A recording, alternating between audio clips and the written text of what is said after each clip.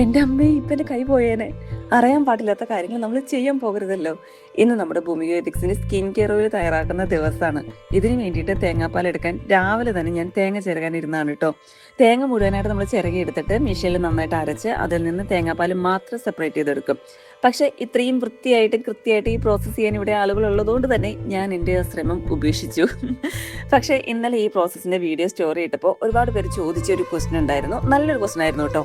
Coconut oil തന്നെയല്ലേ ഇതിൻ്റെ base ആയിട്ട് വരുന്നത്, പിന്നെ എന്തിനാണ് നമ്മൾ കോക്കനട്ട് മിൽക്ക് കൂടി ഇതിൻ്റെ അകത്തോട്ട് ചേർക്കുന്നതെന്ന്? അതിനൊരു സിമ്പിളായുള്ള ആൻസർ ഉണ്ട്. നമ്മൾ ഈ ഫ്രഷ് ആയുള്ള കോക്കനട്ട് മിൽക്കിൽ നാച്ചുറലായുള്ള ഫാറ്റും ഫാറ്റി ആസിഡും ഒക്കെ അടങ്ങിയിട്ടുണ്ട്.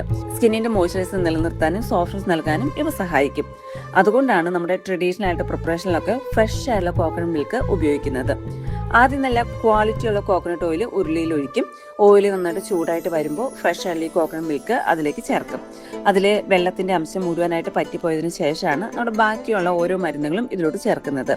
അപ്പോൾ കോക്കനട്ട് മിൽക്ക് ഇവിടെ ഒരു വെറും ഇൻഗ്രീഡിയൻ്റ് അല്ല, നമ്മുടെ സ്കിൻ കെയർ ഓയിൽ തയ്യാറാക്കുന്ന ട്രഡീഷണൽ പ്രിപ്പറേഷൻ്റെ ഒരു പ്രധാന ഭാഗമാണിത്. ഇൻഗ്രീഡിയൻസ് നല്ലതായിരിക്കണം, അതുപോലെ തന്നെ അത് എങ്ങനെ നമ്മൾ തയ്യാറാക്കുന്നു എന്നതും പ്രധാനമാണ്.